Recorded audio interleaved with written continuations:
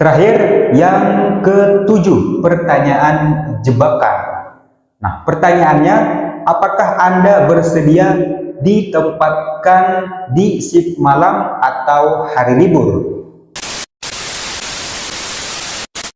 Cara menjawabnya, pilih kelebihan yang relevan seperti disiplin, jujur, fisik yang kuat. Nah, untuk kekurangan, pilih yang bisa diperbaiki.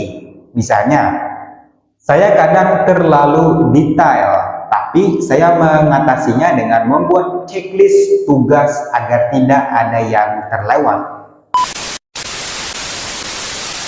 Pernah merasa gugup pas mau interview satpam? Takut ditanya yang aneh-aneh atau bingung jawabnya gimana supaya terlihat tegas tapi tetap sopan? Tonton video ini sampai selesai.